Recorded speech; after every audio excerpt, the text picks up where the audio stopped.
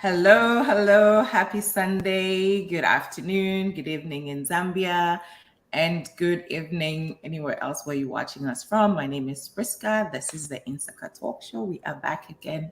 We have an amazing guest today. So, guys, let your friends know that the Insaka ladies are back. But before we bring on our guests, let's chit chat a little bit. All the way from Dallas, Texas. Nelly, how are you? I'm doing well. We actually have a little bit of cloud cover today, so we are not burning as much as we've been burning the last few days. It's been hot, hot, hot, hot. One day the heat index was as much as 120, Whoa. 120 degrees Fahrenheit. Yeah, it's been really hot. That is good. I love it. And from New Jersey, Winnie Sonda, how are you? I am doing so good. I missed you, Insaka family. I was out because it was my birthday month. The whole June, I was celebrating. My daughter graduated. She's going to high school, and my birthday. So I was out. I missed you, all. Yay! We are proud of you, Malumbo. Keep moving up. The sky is the limit. Yes. Speaking of birthdays, my one and only Zoe turned 16. She's Happy now birthday, Zoe. Happy birthday, Zozo. 16. Well, what is happening today? Any trending topics? Yeah, we do have a trending topic. So the Zambian Shipolo Polo. I'm uh, sorry. We're not supposed to do trending topics. I'm human. The icebreaker question. No, I think let's reserve that for when our Let's guest reserve is that. here, Okay. because I think she'll benefit from that. From it? Okay, so then Mhm. that's fine. Yeah. So the Zambian Shipolo Polo team, which is the female Zambian soccer team, national soccer team, actually beat Germany to qualify for the World Cup qualifying matches that are going on right now. And the United States female team is also leading in their group. I think the last recent game that they played was with Jamaica, and they whooped them. So yeah, it's going to be interesting. Let's see. Let's see. She said whooped. Anything else happening? What else is trending? As far as I'm concerned, I know you guys don't care about it, but we got to see your mop's daughter. It's one of those. Yeah. Well, welcome to the club of social media, Tendai. We pray that your parents protect you and keep you safe from all these vultures and people that want to bring children into squabbles. Yeah, it's not worth it. All right. Community news. What's happening? The community. We have the. Yes. Yeah. Go ahead. The entrepreneur mindset in Atlanta that is happening September. The weekend of September 7th. And we have the Misnomer screening. Actually, our guest is an actress in the movie. Screening in Atlanta. It is this weekend on the 15th. You guys that are in Atlanta, please go and support your honor. Actually, go watch didn't even realize that Kupi went to the one in Washington, D.C. Wow. Yes, she went. So, guys, if you're in Atlanta, go and support. And we also have the Hudson Hills in Dallas, the brunch, right? Yes, we have the Hudson Hills Tea Party happening in the Dallas area. So this is on the last Saturday of the month, this month. If you haven't got your tickets yet, please go to Eventbrite and get your tickets. It's a Hudson Hills, $60 a ticket. And part of the funds that we're going to raise will go towards refurbishing a women's maternity clinic in Zambia. And we're going to share some before and after pictures of, what we do after all of that. So yeah, please support. Even if you're not able to come, if you're able to just buy a ticket for somebody, do that. We appreciate it. Yes, I would donate. How much is it again before I volunteer to donate? $60 a ticket. 60? 60, yes. Because it's a conference style, right? It's all you can eat, all you can drink tea, coffee, cocoa. I would donate a ticket. And mimosas. I'll donate a ticket. Okay, thank you. Just to support this. I'm going to call my team, the foundation, the Williamson Foundation. I think we should be able to donate. You guys, it's amazing. Yeah. Thank you. We appreciate you, the Williamson the Hope Foundation. And let me tell you, the tickets that are donated, actually, we want to include the young ladies in our communities. So teenagers from like 13 to 18, so they can kind of mingle with the mothers, learn one or two things. They'll also get to dress up in their little fascinators. I can imagine that. Yeah, so I'm donating the fascinators and the gloves for the young girls, and then they get to act as ushers for the event. So that I'm is excited so about nice. That is, we have to start them early, especially the kids that we're having here. Yeah. Well, with that being said, let's go to commercial and say thank you to our sponsors. And then when we come back, we get to meet our guest. I'm excited to meet her. Me too. Do you run a nonprofit organization in the education, health, and human services sectors?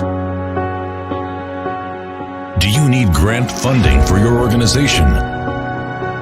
Or do you need help developing programs to help you raise money for your nonprofit organization? At Vibrant Funding, our mission is to connect our nonprofit partners in the education, health, and human services sectors to the financial resources required to achieve their mission. We support nonprofit organizations based in and operating in the United States and Africa. We offer the following services to new and established organizations: program development, donor engagement and retention, grants research and writing. Contact us at www.vibrant-funding.com or email us at info@vibrant-funding.com. Call us at 404-751-6802 to learn more about our services and how we can help you to have an impact on the world. Vibrant Funding, connecting donors and nonprofits. Hello, and welcome back. If you're just tuning in, this is the Insaka Talk Show. My name is Priska, Winnie, and Nelly. We have actually, can you please share this? Because everybody, especially people in the diaspora, you need to see this. And if you're not in Atlanta, if you live close by, Florida, all those people, you can actually drive to go to Atlanta and see the screening. But I did say we have a guest. Our guest has over 12 years of experience in the entertainment industry. She does it all. She's beautiful. She's all brains. She's also a TV host. She's a voiceover actress, and she's a producer. So she does all these things very well. Not only that, but she's gorgeous, amazing. If you had watched Love Games, McCoffee, she writes, she just does it all. And in the studio, we're so humbled that she was gracious enough to spend an hour with us. We get to know Grace Rumsey. Grace, welcome to the Insaka Talk. Yay! Welcome to the show, Grace. We are so excited to have you. I'm Super so duper excited as well. Thank you so much for having me and for reaching out. You are welcome. You are welcome. So yes. Before we get into it, we didn't do our icebreaker question. We're going to give you the honors to be the first one to do it. The question was, who's your favorite author or film director, and what makes him, he or her, your favorite? My favorite film director would be Michael Skorsky. So he's an Italian director, and he did The Departed. He also did, what was that film? The title of not Goodfellas. There was a recent film that was done with a lot of the Italian actors, which is the other movie. But The Departed happens to be one of my favorites. He did Gangs of New York as well, Wolf of Wall Street. Those are his genres of film. And why they're my favorite is because he always tells characters from their most complex side, which is what I like, because the human mind, and a lot of us tend to live life very masked. And a lot of what we do behind closed doors, especially with our thoughts, we don't always express it. And he has a tendency of always bringing out those thoughts that people usually have onto screen.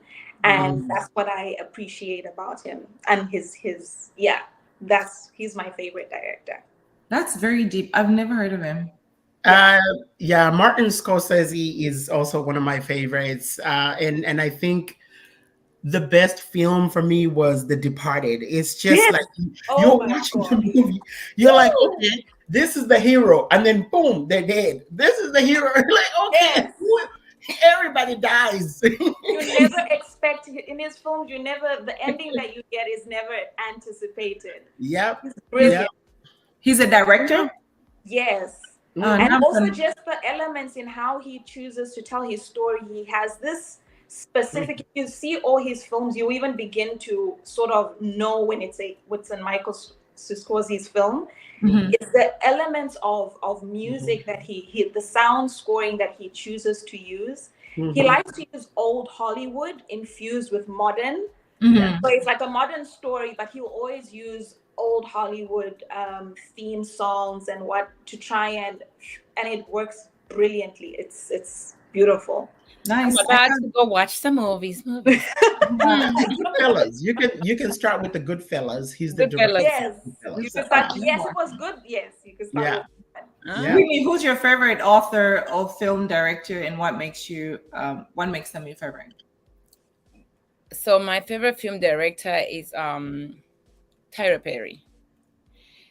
Because it makes me like it's so like special from my story, how he grew up and how he was dreaming to be this film director and acting and all the producing, and then it came to life. Like that makes me like no matter what you are in or the situation you are in, you gotta believe in yourself. So I really kind of feel like him is really like mine.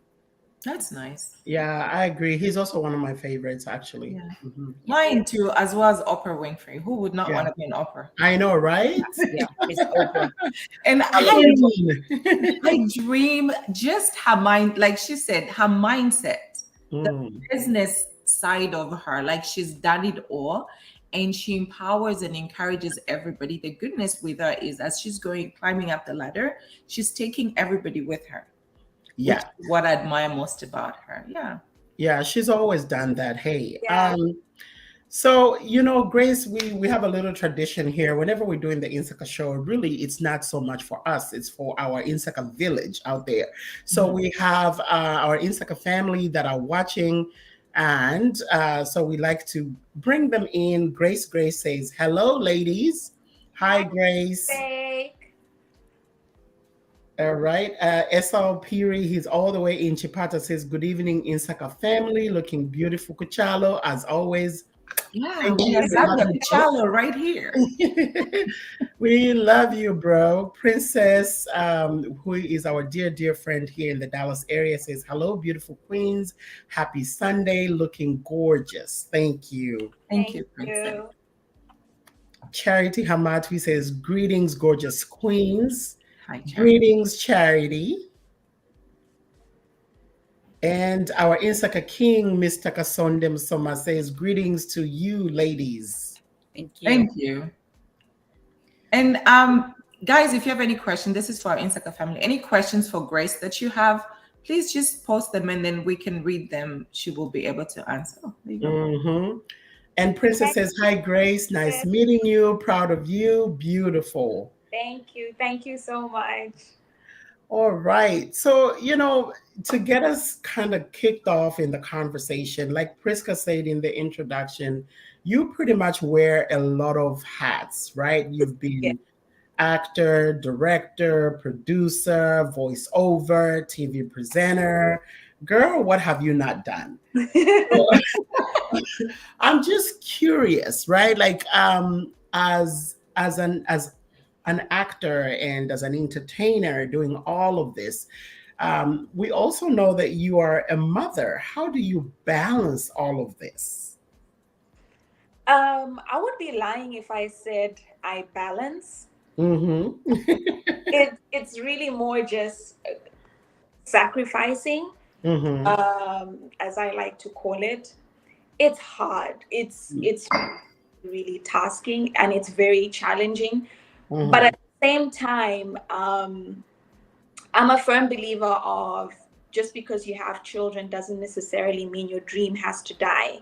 Yeah. And that's something I've been battling with, because obviously you want the best for your children and you want the best for your child. And there have been times where the industry hasn't been so favorable to me, and it's been very tasking. Dry spells with no work, and all of that. And now you're thinking you've got a little one. It was different before when you had this dream, and it doesn't matter what plan you make for yourself, but now there's a little one that you need to think of, and he needs to eat and he needs to be taken care of. So it's very, very challenging. It's hard. Sometimes I get very emotional. I do have moments where I do break down. But all in all, when it's moments like this or opportunities such as this, it just keeps reminding me that I am on the right path and I am heading the right direction. Because sometimes I'm just like, God, did I make the wrong choice? Like, what is going on? I need a sign. Some intervention. Like, give me some signs. Like, maybe I'm not doing the right thing. What do I do? But yeah, it's not easy balancing everything. But it's an element that I recently, I'm starting to get into a habit of, is remembering to take time for myself. Yeah, because I never did that. And there was a point where I actually thought I was going to have a nervous breakdown, or I was heading slightly into depression as well, because I just wasn't resting. I was literally just functioning. So I'm home, my son, take care of that, do speech therapy for him. My son is autistic, so attend all speech therapy sessions and all of that. At the same time, you've got call time, which is like at 6 a.m, and you need to be on set at 6 a.m, like when I was producing. And it's difficult, especially when you're doing this as a single parent. It's very, very hard. But all in all, the grace of God has given me the opportunity and blessed me with so many opportunities, and I don't take them lightly. So I do my level best, and every time I get an opportunity, I just need to do my best, even just as a mother, do what I can the best to my ability. So if you were not in the entertainment industry, what other career path would you have chosen, like your daily 9 to 5? Okay, so if I wasn't, I don't think that would have happened, but because this is a career that, obviously coming from Zambia, dad wasn't for it. It's literally a decision that I chose and said it's what I really wanted to do without the support. And that's usually even more challenging when you don't have the support of your family. And the support only came when it started to balance out. And then now people are meeting my dad and saying, oh, we saw your daughter. And now the approach is different. It's now like, yeah, that's my daughter. Well, that wasn't the case, you know? And because the opportunity started to open certain doors for me that he never saw, because he really he put a really demeaning tone to the career. And that's usually what happens when you come from Africa. The arts is not really something that parents would advocate a child to pursue. And I understand why. It makes a lot of sense. So what I did do was cabin crew training that people not know. So I would have been a flight attendant if I was not doing it. It would have suited you. Yeah. and you have so many looks too. Like I was going through I was like, this is the same person? You have so many looks. Yes. I get that a lot. Every time when I wear my hair naturally, I look different, even with wigs, like different type of wigs. And a lot of times I get told this works very well for the industry that I'm in. That is great. I mean, I've met you. We met long time ago. First, I'm gonna go back the days. I met you a long time ago, and thank you for coming. The first time I was launching the walk, and you came in so humble, especially at your peak of your career. You came in and you walked with us. You believed in what we're doing in the Williamson Foundation. Thank you again. still friend. But out of many hats that you wear, which one is your favorite? Oh, being a mom. Oh, that is the best. That's the best. Yay. That is awesome. I think why I would say being a mom, the type of person I was before, I was very fearful and I doubted myself a lot. I'm still working on that now, but then it was worse. I wasn't someone who would just get into things and let me just try this, go for it, believe in myself. I believe in myself a lot more now. So I would say being a mom is the greatest hat because it's really brought out the best of my abilities.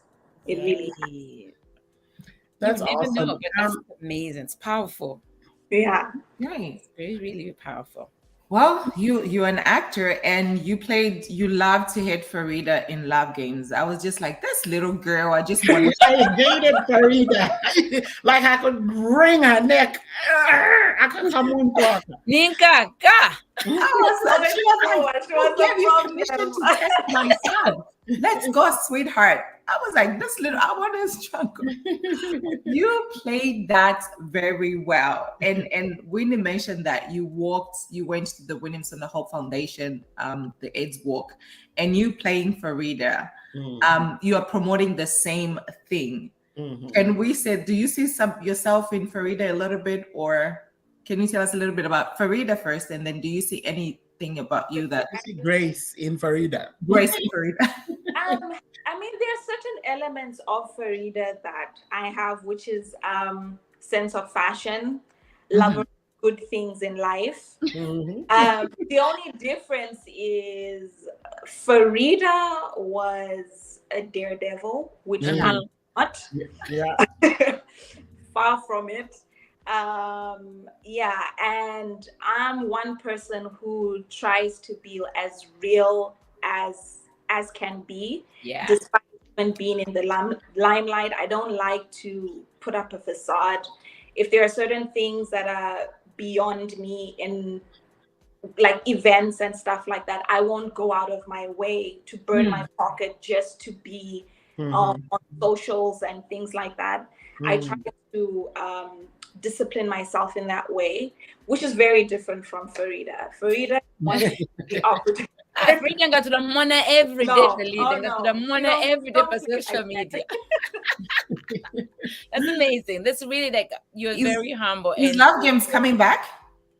No. So Love Games was only scripted for 2 seasons, unfortunately. And when it was commissioned by the USAID, it was only commissioned for 2 seasons. We also thought they were going to try and bring it back after that, but I guess the producers did what they needed to do, and whatever plans they had after that, they were done with Love Games. So no, unfortunately, it won't. Let's find money and refund it. That was really a good show. I want to say something about Love Games. So Love Games for me came at a time when you've been in the diaspora and you're really trying to clutch on to something from the motherland. You're trying to get that connection. Social media was not really that big as it is right now. Yeah. And then I stumbled upon, because I was always looking for Zambian music on YouTube, right? And then I stumbled upon Love Games. I was like, there's a show. And I got everybody in it, like my whole circle. So we would like gather in somebody's house, maybe like, 5, 6, 7 of us, and then have some wine and then watch, and then we'll talk about it and hate on Farida. Good days.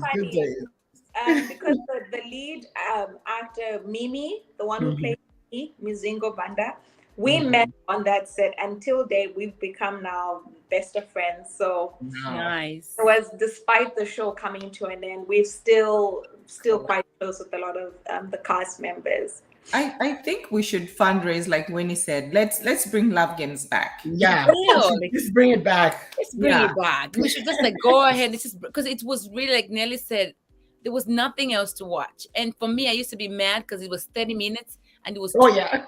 so I'll wait until at least video 3 or 4, Yeah, and then I'll yeah. put them together and watch for 1 hour. At the same time. You just And the message, I feel like, and when you're in the industry, I feel like they don't preach and talk about prevention of HIV and AIDS much like before. It's almost like, oh, okay, AIDS, Yeah. this is Now, what, that's No, yeah. they think it's over. They do think and believe it's over. And this is if we can have so many of those movies, maybe we'll get to understand it's still there and it's real. HIV/AIDS is real, guys. No, I think the Winners on the Hope Foundation needs to fund Love Games season 3. Let's work on that. Yeah. We could just need people. build something new from it, but something along those lines has still carried on. You see, like Sugar became a franchise that started out in Africa, and from that it's now birthed into Nigeria, into Kenya, and now it's also it actually started with Kenya and SA. Kenya. Now it's just gone to different parts. So it's something that we can definitely work on doing. Yeah. We'll work with the Insaka and the Williams on the Foundation. Let's do that. Nice. That is cool. So I'm curious to know, like, you act, you produce, you direct, and one of the things that you've done is a short film, which is called The Color of Love. What was the inspiration behind The Color of Love? So I've actually done 2 films. The short film that I did was titled Dilemma. Color of Love was actually a full-fledged feature. And I played the lead. I was acting and I was co-producing. So after I did Fever, I had an urge to pursue other areas of film. And initially when I started, I just wanted to be an actor. And the goal was just like, yes, Oscar, that's just the goal. But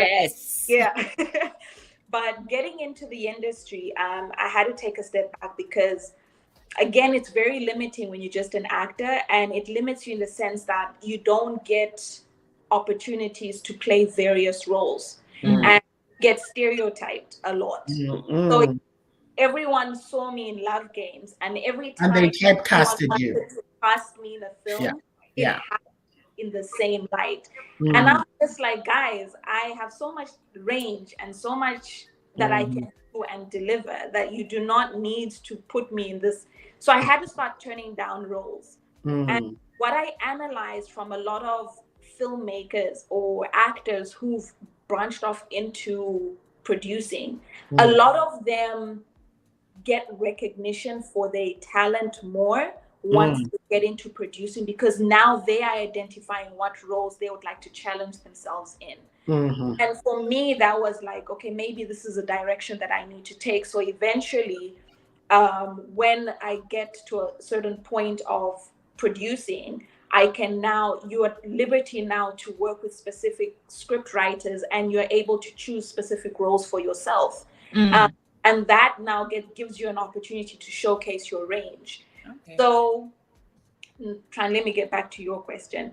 So you're a producer, so we understand.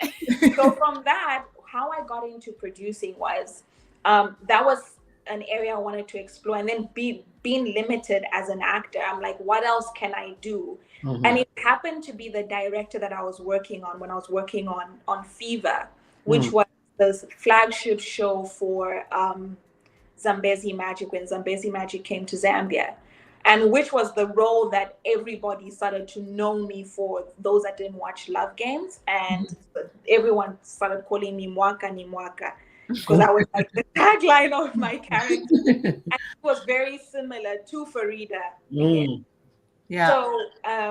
So with that, she started to identify certain strengths in me, because I'm a great team player, and we had very limited resources when we were doing that project, and everybody kept saying, guys, if we can put this show together and we do this show right and get the right ratings, we're guaranteed 4 seasons. So for me, I'm like, this is an opportunity to put in my all and everything. So every chance that I had to help in in different departments, makeup, because some of special effects, like the injury scenes that I had. I started to do those myself. So I would go on YouTube, watch videos, and start to learn those things so I could assist. And then also when it came to the script, I would really read the entire script. So sometimes when the director's on set, and then there's a certain scene where I'm like, no, but this is where, so this is like working with continuity. No, but this character was coming in from here and here. So that the director started to identify different strengths in me aside from acting. And she kept telling me, like, Grace, have you tried exploring other areas of film? So I went back and started thinking, like, okay, since I want to do this full time, because what I would do after Love Games, I went back to work 8 to 5. And even when I got this role, I also, that was after I had just come from doing my interviews for FastJet, which is an airline in Africa. And I got the job there. So it was, and then I was working for a financial service company at the time. And then I also auditioned for Fever. Then I got told that I got the role in Fever, but I would have to stop my job. Wow. And I wasn't ready to quit. I'm like, I can't quit my job. I have bills to pay and the show is not going to pay me enough. And they started begging me. So I was stuck in the middle and I'm like, what am I going to do? Am I going to take her? And obviously I chose my passion and rest is history. So from that, I'm like, since I'm getting into film full time, let me give it my all and diversify, because crew is always required on set. No matter, you may have different actors and not every actor can play every role. Not every role will be written for a person like me or who looks like me. So you're sort of limited when you're an actor. But when you're producing, working with camera, behind camera, makeup, wardrobe, every production you go on will need those departments. So for me, I'm like, okay, so which area am I going to take? And producing was a big interest for me. So I took part in, we have a short film festival in Zambia, but the short film festival takes you through like training first. So you enroll and then they do masterclass trainings, and then whichever one you choose to major in, you then produce a film after that within 12. So what you have 12 days of training, and it's a crash film. You have to now make the film, find resources. Everything is just like you're in the deep end, make it work. Oh, wow. And I had to produce, and we produced a short film, and that was my first award because I won Best Producer, Best Film, and my entire crew and cast won as well at the opening. Nice. So it was from there, that is where producing now started. Then from that, I went and did, because Fever went on a break after 1 year, we waited due to certain politics with the producers, the show just went quiet. So we were back to no jobs. That was when I worked on Kumwesu, which was my first hosting job. And that's Kumwesu after doing Fever. So while we were doing Kumwesu, that's when I now took more interest in producing again. So I did apply again to the Short Film Festival to do, to experience more. I'm very particular with my craft and being able to maximize on learning as much as I can. So I went back again because I didn't feel too confident after doing the short film. And that's when there was now a feature film that we had to do, which was Color of Love. But I was challenged now to say, okay, we need you to star in it as well and play the lead. So that's how I played the lead, and I was that was, woo. That's good. It was tasking because you have to have time to make sure everything is ready, looking at the call sheet, making sure everyone has what it is that they need for next day's shoot, lock down locations that you need to shoot the next day. At the same time, you're the lead. You have to read your lines, what emotional state your character is going to be in. It was a lot, but it was a fun project. It was really fun, and it was an amazing role to play. So unfortunately, I didn't share the clips from those. I wish I did. We can always play them on our page. And speaking of all I'll these, share them with you, so at least you see snippets. Yeah. Yeah. Speaking of all it these was one of things, the roles that got me. Well, I was nominated for track because I submitted for the Ngoma Awards in 2019, and I was one of the nominees for Best Actress at the Ngoma Awards because of that one and Fever. that's great.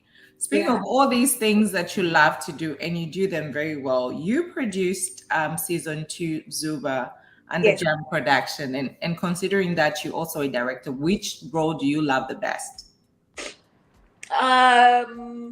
Producing is it's a lot of work. I think producing is something that just came naturally to me.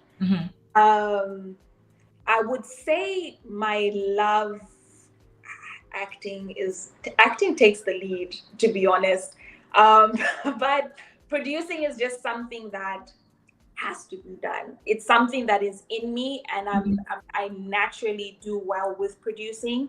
So I enjoy it in the sense that it gives you more sense of control, which is a part of me that I have. I like to at least control things a bit too much. I'm a bit of a perfectionist, so the producing hat just naturally comes in. But enjoying it is definitely acting. I mean, there's just elements of acting, and the way you get an opportunity to tell human stories or celebrate human life is very fulfilling for me.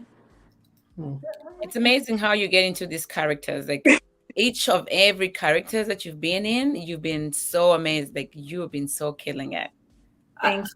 For people that don't know, and I'm sorry, for people that don't know, what is the difference, since you've done all the roles, what is the difference between a director and a producer, and what do they do? Okay. So a lot of people do think I haven't really done much directing, but it's an avenue that I will like to explore now, which the interest came in after recently doing, I did a sitcom last year called My Family Wahala, which was on Zambezi Magic. And again, the character was just, Eva was she was a whole mess. but it was fun. It was very intimidating getting into comedy, but it was really a great experience. But it was being in that space and element and understanding that sitcoms are not very common in Zambia. We're very used to drama. I think we do very well in executing drama. We still haven't mastered the art in comedy storytelling, and that was very scary for me, because as an actor, I'm like, this can make me look bad, because now I can look like I'm a really bad actor. This, but at the same time, I'm like, will we manage to execute it? Because the beats and the moments that people need to catch the humor in, and it has to be fast paced, it has to have pacing, I had no control over, because I was just an actor. And that is where the directing instinct in me sort of like enlightened, and I'm just like, maybe I should explore directing, because there were certain elements that I noticed when I would read the script. Why don't we try this? Why don't we try this? Making suggestions to the director as well. And that was where I saw, maybe directing could be an opportunity. So the director is basically the creative vision of a project. So they're the ones who will drive the story, work with the script, work with the actors, and tell you how this entire story and film is going to look, how it's going to be, how it's going to go until the end of production. Into also post-production, because now you're putting it all together. And then the producer is the one who handles all the business. So sometimes, if you notice when you see on the screen, there's so many producers. You have executive producer, associate producer, you have line producer, and then you just have producers. So like me, I was a producer on Zuba, but there was the executive producers being the channel, and then the executive producer being the company that hired me to produce. Then there was a line producer, then I was the producer under the line producer. Oh. So because depending on how big the project is, you require so many producers. But the producers, basically, you can be a creative producer because sometimes you could be the one who wrote the story, but you understand the business on how to sell your project. So the producer is basically the one who handles the business aspect of it. Got it. So finding the distributors, where's this film gonna go, who's gonna fund it, how you gonna pitch it, and all of that. They're the ones who come up with that. That's the toughest job. It is. That's why I was saying it's not fun. Because you're carrying everyone with you. Literally everybody. You are literally carrying the entire ship. But yeah, the creative vision, and that's the big hat, which is the director. So you'll notice in films, they never really celebrate the producers. It's usually the director because no, film is art, and art is from the creative aspect. So that's why the glorification goes to the director. But whenever a film wins best film, that goes to the producer. Yeah. Wow. I think the producer deserves more. Yeah. They do a lot. Well, they make more money, at least. So. That is cool. Nelly, on mute. Sorry. Thank you. I agree with you, Farida. I have had the experience to work with. You just say Farida. I know. I was about to say. No, Nelly. I'm sorry, Nelly. I just called you. I'm like, Farida. No, I called Farida. I'm like, Farida. Love Games season 3. We are calling for you. We love you, Love Games. Oh my gosh. So before I get into my question, I'm gonna play this short clip here for us.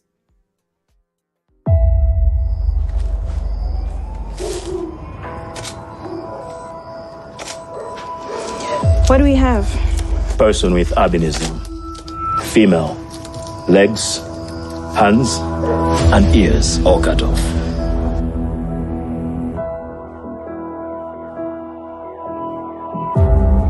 We need a covert mission. Off the record, no one has to know about it. I like your passion. The mission is covert. Any little slip, it becomes overt and we become marked for extinction. We cannot and shall not kill on this mission.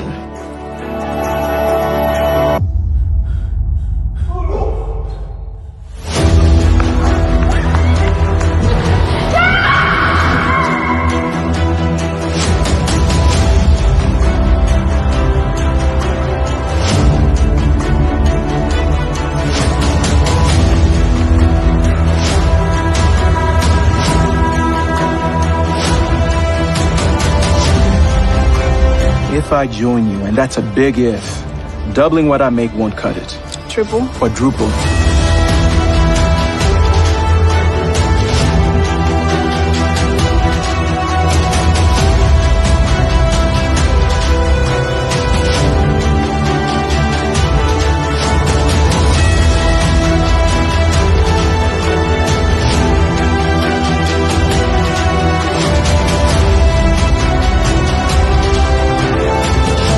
I want to live the life you live. But he lives.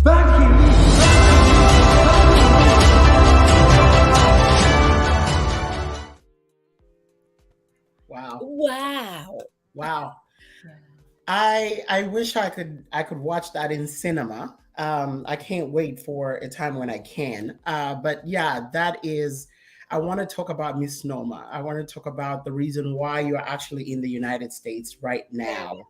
Yeah. And so just switching gears a little bit, I'll start with, this is a film that was done by a Malawian director, producer, and shot in Malawi. Did you experience any language barrier, while working on this? For example, I know that when working in Zambia, most of the crew members will sometimes communicate in the local language, right? Did you feel a little bit left out in the sense that the language barrier, the language was different for you? So the one thing that I experienced with Malawi is they are the most accommodating and humble and friendly individuals. They were very welcoming. I did feel a little out of place because Chichewa is very, as much as you can pick up certain elements of it, which is very similar to Chinyanja, it's not the same. Yeah. And a lot of people Yeah. like to say, no, Nyanja is the same as Chichewa. No, it's not. It's very, very different. And one thing that I noticed there was every single person can speak Chichewa. And that was, I was like, why is it that they don't, because I was trying to figure out why is it different back at home? Even like the station, everything is in Chichewa. They don't use English at all. So I'm just like, how come? So I realized that Chichewa is like, it's not like Zambia. We have multiple languages back at home. And that is where the difference comes in, because you can't just speak Nyanja and then there are people who speak Lozi, there are people who speak Tonga, there are people who speak Tumbuka. So because we have so many languages, we had to find like a common one again. English happens to be the one that dominates, that we all speak, despite us speaking our local language. But that side, because they have one language, it makes it so much easier, because everyone communicates in Chichewa. So there were times on set, but it was always a light moment because everybody would give me an opportunity to say something, and I would always want to also say some words in Chichewa, and they would all have a laugh. So it was nice. It was good. It's a very difficult language. I'm like, it is. They speak so fast. Everything is so deep. Yes. How they say the words like Dibera is very different from us. Yeah. When you say we're coming out, Buela, then Dibera is very, very different. Dibera. So and it's very deep. did you shoot all the scene did you shoot any scene in outside Malawi, or it was just everything was shot in Malawi? Malawi. Everything was entire film, yes. the entire film. Yeah. Should we bring up Derek's question? I think Yes. Derek has a question for Grace. Yes. Yeah, I was going to do that. So one of our Insaka family has a question. I'm going to put it up and read it. So he says, why don't Zambian popular shows have YouTube subscription streaming? It would be a good idea to allow more people to watch the shows in the diaspora. This is something that I've talked to you, Priska, about it, and we're like, what can we do? Yeah. What can we do? So do you have any ideas, Grace, on how we can achieve this? Because so first things first. Right now, all the shows that you are hearing of are all on one channel, which is Zambezi Magic under multi-choice. So because it's under multi-choice and because of the deal, the contracts that they have with the producers of these shows, they are all commission shows. So they have no right to these shows. Because multi-choice has their own streaming platform, which is Showmax, because Showmax is a multi-choice product. You can only access it there. So you have to be able to be on DSTV for you to be able to control a business, just a business model. And unfortunately, every filmmaker in Zambia, because we still haven't gotten to a point where ZNBC is giving us enough as filmmakers, we will still all flock to Zambezi Magic for jobs, and that's the reason. But there is the fact that we also don't use YouTube. I wanted to do it because there's a talk show that I've been meaning to do, and I haven't been able to do it because I wanted to do it as an online content. But in my discovery, YouTube, I won't be able to make money from YouTube because of the legalities behind how YouTube works for me to be able to receive money for whatever numbers I'm going to get. So it becomes a bit of a problem. So it would mean now you have to produce your own film, produce all of that by yourself. At the same time, find sponsors if you're going to take it to YouTube to now come in, and because the only way it would work is if you get a lot of people to sponsor and then you advertise on your show. But again, the guarantee of your show being a success, the private sector is they're slowly warming up to the idea of funding film projects and investing in the film space, but it's still a huge challenge and a huge gap.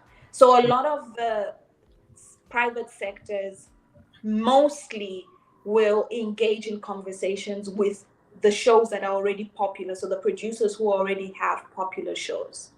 Wow. That is yeah. That is sad. It's an opportunity for us. You know, every time I see a challenge, I see an opportunity. Yeah, for us actually. And we can talk about the show. We may have some ideas, but we can talk behind the scenes. You're in the United States promoting the movie Misnomer. Yes. You want to tell us a little bit about the movie, and you're doing the screening, and just let people know understanding between the screening and the preview. Yeah. You're doing the screening and when the movie comes out. Yes. So Misnomer is you've already mentioned a Malawian film, which has a Zambian actor in it. The film is the core essence of the film derived from the story.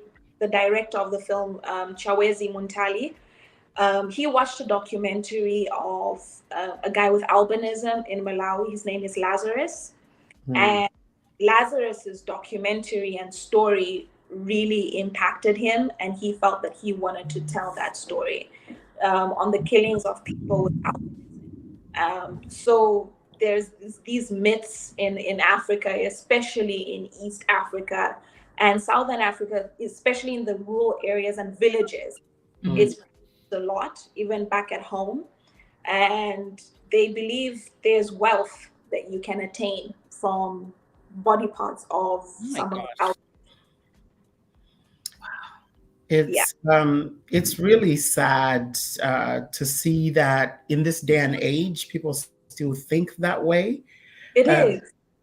Yeah, it's quite sad. Looking at the type of films that you do, or the content that you find yourself in, you've also done a similar movie that premiered last year in Zambia, which is called Can They See Us? And it seems it's about advocacy, about people mistreating people with albinism.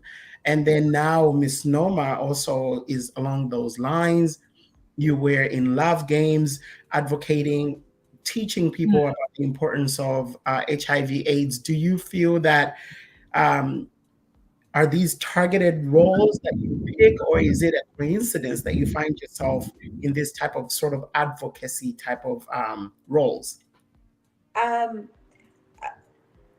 think it's God aligning me, because back then when I just started out, I remember after doing Love Games, there's a big filmmaker back at home. His name is Oas Mwabe. And he spoke to me about wanting to do some work with me.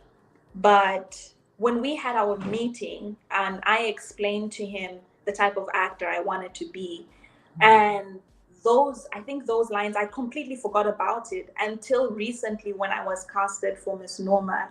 And I remember telling him that I don't want to just be, I've always said I want to be an international actress, first of all. I do not want to be a Zambian actress. I want to be known as an international actress. And aside from that, I don't just want to do entertainment. I just only entertainment.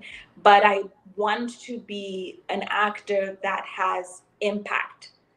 And the type of stories I want to tell are stories that will captivate the hearts of people and that will have huge influence and impact on our social well-being.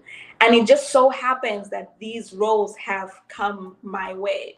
And when they do, it's very easy because it's always been in me for me to feel drawn and attached to the characters and drawn to the story. Mm. Mm. Wow. Yeah. That is amazing. So what I'm hearing you saying, like, you are given this platform by God, so Yes. you're gonna use it, taking these stories and making to a real life stories. Because when I watched Mindset, I was looking at that and I just said, wow. There's like some movies that you've done, and then you become so real in your character, and then we believe that that's you. That's why people sometimes we call you Farida. That's why we call you because so believable. You become so real. I'm like, I don't know, Kulido. Is that real?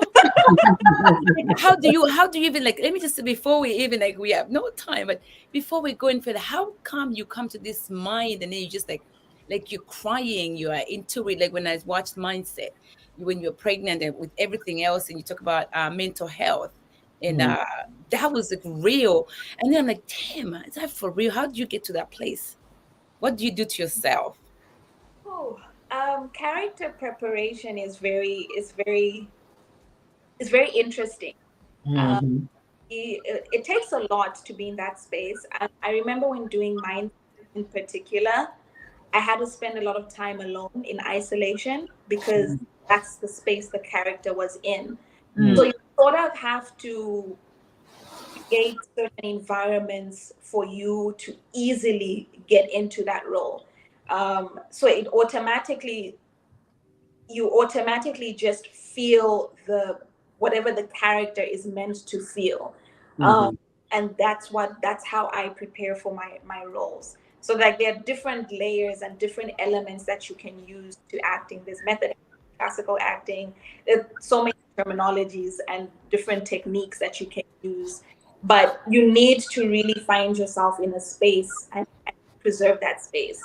Certain actors, like one of the films that I really loved was the one Will Smith did, which was The Emancipation. Mhm. I remember there was the Will Smith spoke on one of the white actors who in the film was like one of the men who were abusing him. And the entire film, this man never ever spoke to Will Smith. Mhm. Never ever greeted him, nothing. And that was because the mental space, Will Smith had to feel that intimidation to say, why the hell is this guy not even talking? We're not even on set. But you don't understand that it's all part of the psyche preparation, so that automatically when he speaks to you in a demeaning way, you just respond instantly because you already felt that negative energy. So you have to create those spaces for yourself.